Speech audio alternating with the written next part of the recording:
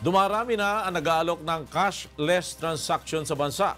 Pero handa na ba ang mga Pilipino sa ganitong uri ng transaksyon? Narito ang ulat ni Mon Hocson.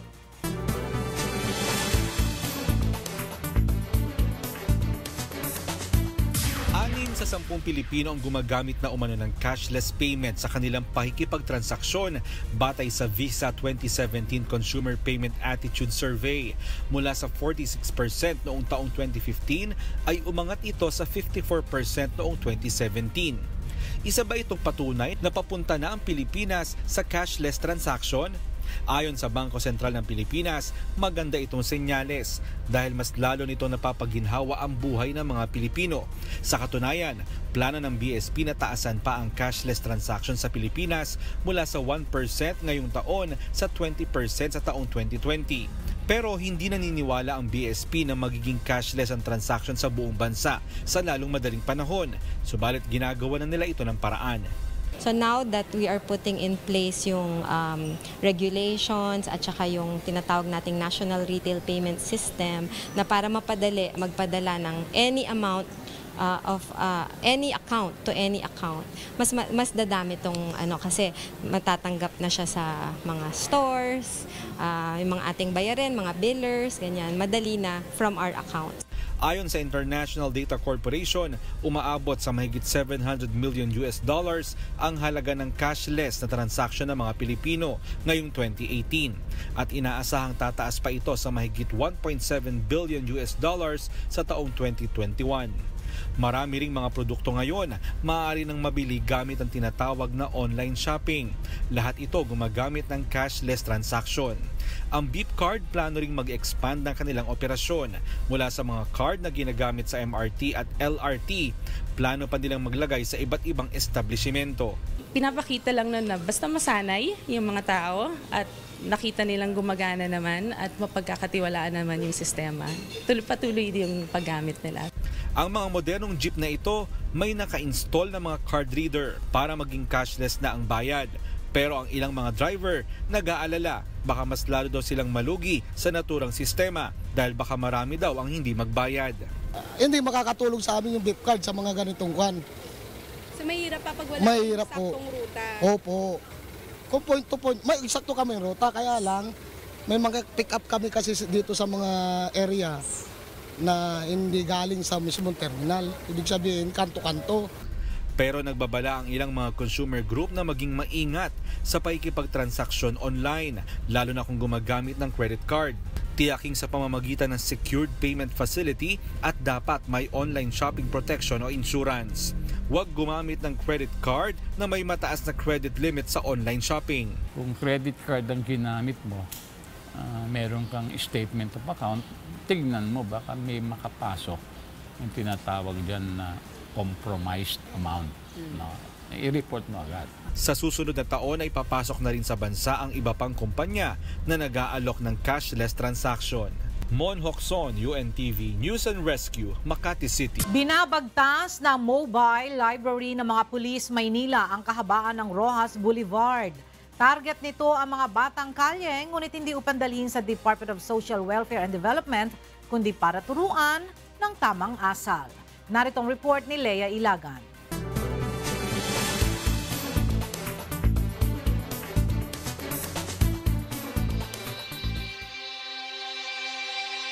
Paglalaro sa park, pamamalimos at paglalakad-lakad na wala namang tiyak na pupuntahan, pinalilipas ng ilang kabataan sa Maynila ang kanilang maghapon. Ayon kay Lera, kung ano-ano na ang natutunan nila sa pagtambay sa kalye na akala nila noon ay tama.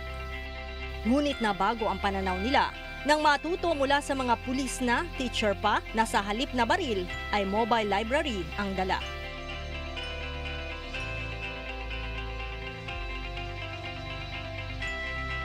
Nagnanakaw po, nagsasolvent, tapos mga hablot pag hindi kami binigyan. Dahil po sa mga guro namin pulis, nagbago po kami. Tuwing araw ng Miyerkules, makikita itong sasakyang ito ng pulis na gumagala dito sa kahabaan ng Rojas Boulevard. Iniipon ang mga bata hindi upang bulihin o dalhin sa DSWD, kundi upang turuan ng good manners and right conduct, mga aralin at maging personal hygiene. Kabilang pa sa itinuturo ng mga pulis ay ang pagkakaroon ng takot sa Diyos, pagmamahal sa bayan, pagsunod sa batas at interes sa edukasyon gamit ang mga librong donasyon lamang sa Manila Police District. Mayroon din silang video at mga visual aids upang higit na maging interesado ang mga bata sa aralin. So magiging subject for today namin ngayon is yung papakita ng volunteer teacher namin kung sino yung mga bayani natin, basic, and then yung tungkol sa parts of the body, and then yung mga kinds of job na gusto nilang marating balang araw. Laking pasalamat naman ang magulang ng ilang bata sa ginagawa ng mga pulis para matuto ng tamang asal ang kanilang mga anak. Malaking tulong po kasi nakakalimutan nila yung mga bisyo nila kasi kadalasan kasi dito yung mga batang hindi na ganito, nagbibisyo sila hawa-hawa. Katulad ng pagsasolving, nagpupuyat sa gabi. Hindi katulad ngayon, maaga pa lang, naghihintay na sila. Ayon sa opisyal na nag-umpisa ng mobile library na si District Mobile Force Battalion Chief, Police Superintendent Rex Arvin Malimban. Kauumpisa pa lamang nila noong October 24 at nais niya sanang maging bahagi na ng programa ng PNP ang pagtuturo sa mga batang kalye. Aniya, layo nito na hubugin ang disiplina ng mga kabataan upang hindi maging sakit ng lipunan. Ugat po ito dun sa mga issue ng mga kabataan na nagba-viral, umakit sa jeep, nang-i-snatch. Pag po ito ay nakukuha natin ng mga kabataan, nakita natin majority are minors. So, siyempre po, sinusurrender natin po yan sa DSWD. Then, after ilang days, minsan po, within a day, yan po ibabalik po sa pamilya nila o sa barangay nila. So, paulit-ulit po minsan nagiging process. So, nag-isip kami ng paraan kung paano kami makakapag-interact talaga sa kanila. Pabor naman ang pamunuan ng PNP na gawin sa buong bansa ang pagtuturo ng mga pulis. Pwedeng gayahin ng iba yan, is one good practice na ito nga makatulong tayo dun sa mga bata na nandyan sa mga streets lang at wala silang kakayahan or their parents hindi nila kayang papuntahin or i-enroll sa mga schools. No? At least kahit paano nakakatulong tayo sa ating mga kabataan. Kung pwede nating magawa yan dun sa Mindanao, gagawin natin. Dagdag ng mga teacher na pulis, maraming pangarap ang mga katulad nilang bata. Ang kailangan lang ay tamang pagtuturo, gabay at pagtulong ng mga nakatatanda upang hindi sila maligaw na landas at maging problema ng lipunan sa mga darating na araw. Leia Ilagan, UNTV, News and Rescue, Manila. Hindi basta-basta makakapagdala ng baril ang mga miyembro ng hit squad na planong buuin ni Pangulong Rodrigo Duterte. Ayon kay PNP Chief Oscar Albayalde, tanging ang mga kwalipikado lamang at mayroong license to own and possess firearms at permit to carry ang maaring makapagdala ng baril. Mula sa Camp Crame, nasa telepono si Leia Ilagan para sa detalye ng balita. Go ahead, Leia. Magandang tanghali sa iyo, Flor. Tiniyak nga ng Philippine National Police na tanging mga kwalipikado lang na humawak ng baril ang aarmasan sa planong pagbuo ni Pangulong Rodrigo Duterte ng sarili niyang Sparrow o hit squad. Ayon kay PNP Chief Oscar Albayalde, hindi maaaring kung sino-sinong sibilyan lang ang bibigyan ng baril. Dapat aniyang dumaan ang mga ito sa proseso at dapat may hawak o makakuha ng mga kaukulang permit sa paghawak ng baril. Tiniyak din ni General Albayalde na lisensyadong barilang ang gagamitin ng magiging miyembro ng Sparrow ni Pangulong Duterte. Naniniwala naman si Albayalde na hindi kukuning miyembro ng hit squad ang mga retiradong pulis at sundalo na may malawak na kaalaman laban sa New People's Army. Kahapon, sinabi ni Pangulong Rodrigo Duterte na bubuo siya ng sarili niyang Sparrow unit na hahabol sa mga New People's Army sa bansa. Balik sa iyo, Flor.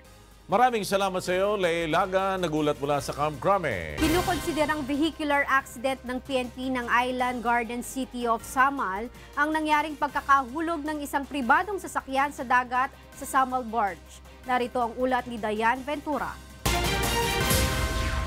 Gibarugan sa Island Garden City of Samal Police nga aksidente ang pagkahulog sa usa ka pribado nga sakyanan sa Samal Port miadtong Domingo sa gabi. Matud pa kang Police Senior Inspector Ian James Akal, wala kuno sila'y makita nga timailhan nga gibuhat kini sa kinsaman nga galambigit sa bisan unsa nga teroristang grupo.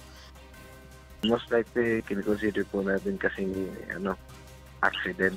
As of now, ma'am, we don't have a case pa po kasi Dugang paniakal mibalibad na ang pamilya sa driver sa sakyanan nga si Fernando Pacaldo nga ipa-autopsy ang patayng lawas ni ini. Matod usab sa pamilya, mitaas kuno ang blood pressure ni ini habang ga-drive. Hindi pa po natin ma-determine talaga yung ng cause kasi sa side po ng yung pamilya ng driver po, hindi naman po kasi sila ng autopsy. So, hindi po natin makontrol kung ano ba nangyari. Kasi, allegedly, sabi ng pamilya, high blood daw yung driver. Hindi naman po natin kung inatake ba siya doon. Hindi po tayo nag-conduct ng autopsy. Sa laing bahin dili nasap magpasaka og kaso ang usa ka pasahero nga samdan human kini mabangga sa sakyanan bago kini mahulog sa dagat, human kini tagay og danyo sa pamilya. Sa pagkakaroon nakisabot na ang Philippine Coast Guard 11, Igacos PNP ug TF Samal aron mas mapakusgan pa ang seguridad sa pantalan ug di na mausab ang maong aksidente. Dayan Ventura, UNTV News and Rescue, Davao City. Plano ni Pangulong Rodrigo Duterte na isailalim sa land reform ang Negros Island upang matugunan ang feudalism sa lugar. Ito ay matapos ang Sagay Massacre kung saan siyam na magsasaka ang nasawi ng umano'y sinubukang sakupin ang ilang bahagi ng Hacienda Nene sa barangay Bulanon. Ang insidente ay ilan sa mga dahilan para magdagdag ng deployment ang mga sundalo at pulis sa ilang bahagi ng bansa kabilang na ang Negros Occidental. I might declare the entire island as a land reform area. I'm studying Negros because there's a lot of trouble there. And alam mo, ito sa totoo lang, I'm telling you now, the problem really is land. Ayon sa Pangulo, sinasamantala ng mga rebelde ang sitwasyon sa pamamagitan ng pagbuo ng federasyon ng mga magsasaka at paghahanap ng mga bakanteng lupain at pamalit sa mga plantasyon. Patay ang dalawang suspect sa robbery at motor napping incident matapos makipag-inkwentro sa pulisya sa Quezon City kanina madaling araw. Narito ang ulat ni Asher Cadapan Jr.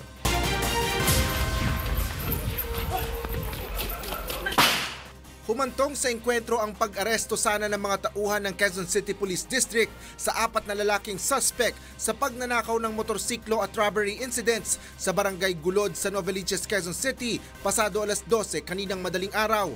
Sa halip kasi na kusang sumuko, nagtangkapang tumakas ang mga suspect. Dead on the spot ang dalawa sa mga ito na walang pagkakakilanlan ngunit tinatayang nasa pagitan ng edad na 25 hanggang 35 taong gulang. Ayon sa mga otoridad, bago ang engkwentro ay inireport sa tanggapan ng Novaliches Police Station ang magkahiwalay na insidente ng motor napping at robbery sa lugar. Unang tinangay ng 4 na suspect ang motorsiklo ng isang lalaki sa Doña Isaura pasado alas 9 kagabi. Nakasuot umano ang mga ito ng face mask at jacket habang sakay ng dalawang motorsiklo. Nung pagsakay ko sa motor, bali po tinutukan kagad ako ng baril. Sabi sa akin, dapa. Tapos ayun po, yun ang ginawa nila, umalis ka agad. Siyempre po, natatakot. Malay ko ba, mamaya patayin ako. Bigla na lang barilin, tinutukan na po kasi ako . Bigay ko na lang ang motor ko. Makalipas ang isang oras, hinold up naman ng dalawa sa mga suspect ang mag-asawa na nasa tapat ng isang bangko sa bahagi ng Quirino Highway. Nakuha sa mga biktima ang isang bag na naglalaman ng cellphone at 3,000 piso. Nung mag-withdraw kami sa bangko, paglabas namin, bigla na lang may lumapit sa aming dalawa at tinutukan ako bigla. Sabi sa akin na, huwag kang gagalaw, akin na yan. Tinutukan ako, nung napansin ko may baril, di na ako pumalag. Ngayon, binigay ko na yung bag ko. Bunsod nito, agad na nagsagawa ng follow-up operation ng mga tauhan ng Quezon City Police District laban sa mga suspect. Nakita natin dito sa area ng Villarreal itong description ng mga suspect na nakasakay ng motorsiklo. While approaching dito sa Veronica Street, nagkaroon ng konting habulan at pinutukan yung tropa natin. Ito nga, hanggang sa iskinita, hanggang masukol yung mga suspects at na-neutralize natin dito. Patuloy pang tinutugis ng mga pulis ang 2 pa sa mga nakatakas na suspect. Asher Cadapan Jr., UNTV News and Rescue, Quezon City. Matapos ang show sa Cebu, sa Maynila naman magko-concert ang Canadian pop band na The Moffats para sa kanilang reunion tour. Samantala, ipinarinig naman ng banda ang kanilang latest single sa kanilang muling pagbisita sa pambansang Wish Bus. Narito ang report ni Leslie Longbowen.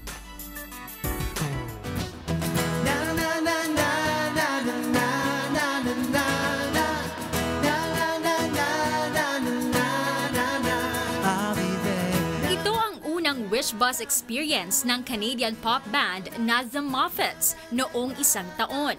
At sa kanilang pagbabalik bansa ngayong taon para sa kanilang concert, muling binisita ng banda ang FM on Wheels na Wish Bus para awitan ang kanilang fans. Sa pagkakataong ito, kumpleto ang lahat ng miyembro ng banda na sina Scott, Clint, Bob at Dave Moffat. And this time it's been like almost 20 years since the four of us been together to do this together. So it's great. Very exciting. Feel na feel ang 90s vibe ng awitin ng mga ito ang ilan sa kanilang timeless hits. If life is so short, why won't you let me love you before we run out of time? Ibinahagi din ng The Moffats ang kanilang bagong musika sa kanilang Wishclusive performance. I'm so in love with so in love with you. Samantala, nagpapasalamat naman ang boy band sa mainit na pagtanggap ng mga Pinoy sa kanilang pagbabalik. Dagdag pa ng banda, may sorpresa silang nakahanda para sa kanilang fans sa kanilang nalalapit na concert. You can get a kick out of it. They're going to be hearing songs that were actually fan favorites from back in the day, 1997-98, that we never really performed live. So we're bringing those out, and hopefully you can sing those with us. Be able to come back to the Philippines 20 years after our last record and have the reception and have them welcome us the way they have.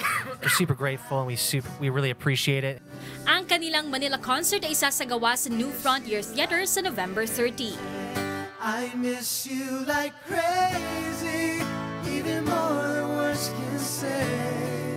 I miss you like crazy, every minute of every day. Leslie Longbowen, UNTV News and Rescue, Taguig City. When your love's not